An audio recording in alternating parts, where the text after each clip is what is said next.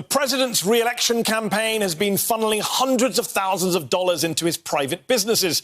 Washington Post reporter David Fahrenthold tweeted out details showing that, quote, in 2 days, Trump's campaign pumped $380,000 into Trump's private business. Campaign donations turned into private revenue for the president. The Trump campaign did this from March 31st, 2020 through April 1st, 2020. In the middle of the coronavirus pandemic. Today, a former IRS investigator wrote in the Daily Beast that those payments, quote, look awfully similar to money laundering. It's just part and parcel of how Trump tries to siphon money towards his own businesses. Fahrenthold is also reporting that the Trump organization is trying to trademark the word tele-rally because, of course, no one's ever thought of that word before. For use, they say, in, quote, organizing events in the field of politics and political campaigning. The grift never ends. And Pulitzer Prize winner David Fahrenthold joins me now. David, how is this latest development? You've been following the money for years now, admirably. How is this latest development, this latest lining of pockets, different to what's come before? Well, in a couple of ways.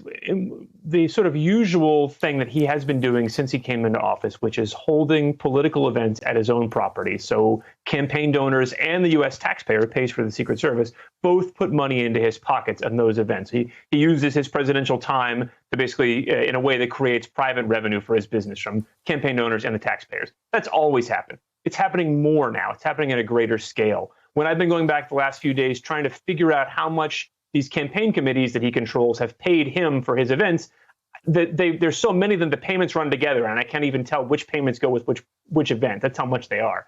The other thing is this tele-rally thing you mentioned, which is really fascinating.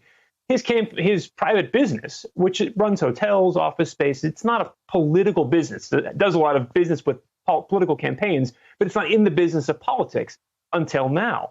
They applied for a trademark on this word, tele-rally, and said, look, our business now, this new line of business we're getting into, is organizing political events. And just after they filed for that trademark, the Trump campaign began holding tele-rallies for various states that he couldn't visit because of coronavirus.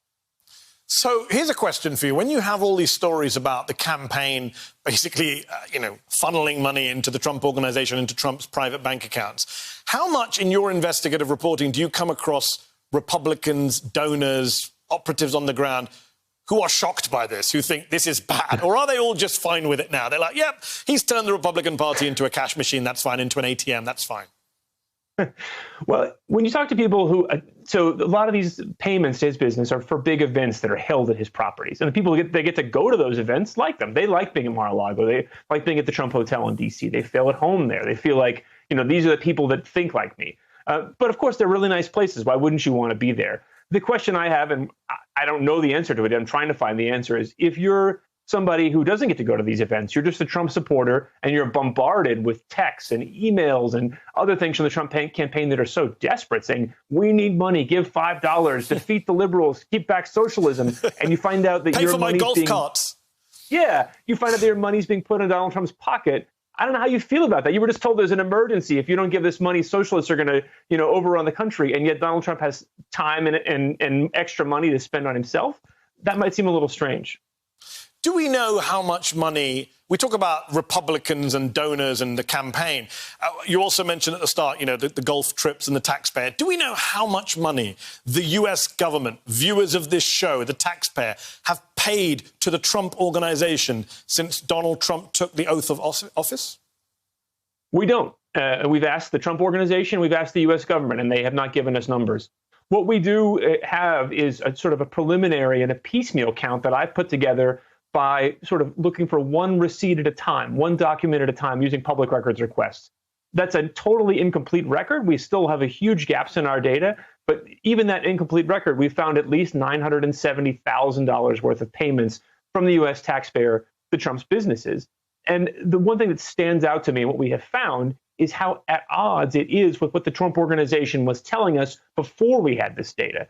They had always said, look, when Trump visits his properties, we only charge about $50 a night to the taxpayers. We give them the bargain basement, below bargain basement rate. When we actually got the documents, we saw that was completely wrong. The rates, we've looked at hundreds of stays and never found a rate that low. Instead, the rates have been as high as $650 per room per night. So here's a question for you, David. When you started digging into this stuff and uncovering these payments from donors, payments from the government, we had a story this week that the president asked the US ambassador in London to try and get the Open for his golf course.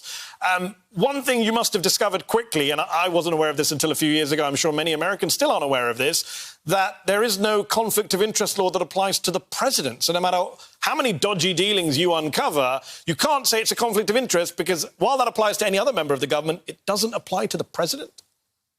That's right. The president and the vice president, they are exempt from conflict of interest rules. Wow. And I guess the idea is that, somebody who's the undersecretary of agriculture isn't liable to voters, so there has to be some other mechanism to check them. The president and vice president are liable to voters. But what had held people in place, I think, all this time and kept presidents from violating these rules was sort of an honor system, a sense that there are certain things that a president is above, certain things that a president should not do, even if he could legally do them. And what I found from years of covering Trump is that he really exploits honor systems like that. He finds a place where people follow the rules, not because they have to, but because they think it's the right thing to do, or they fear looking bad if they don't. He realizes that's an opportunity to exploit, violates the honor system, and reaps the rewards. We said, we were discussing earlier in the show, I was talking to Masha Gessen about if Donald Trump loses in November, will he leave? The big question right now, will he go quietly? What's interesting is if he does lose, I mean, it's quite a nice, a soft landing in the sense that he seems to be making a lot of money out of running for president, regardless of whether he wins or loses. I don't think we know the full extent of it, yes, but it's been very good for him and his family. A lot of his family members have gotten payments through the campaign. His businesses have gotten millions and millions of dollars through his campaign. We don't really know what's happening inside his business, whether it's making a profit or it's making a loss. It's lost a lot of regular customers because of Trump's politics. So I don't know how those two things even out. But certainly it may affect his decision making. I think that's for sure. David Fahrenthold, thanks for that great work that you're doing. Have a great weekend. Thank you, you too.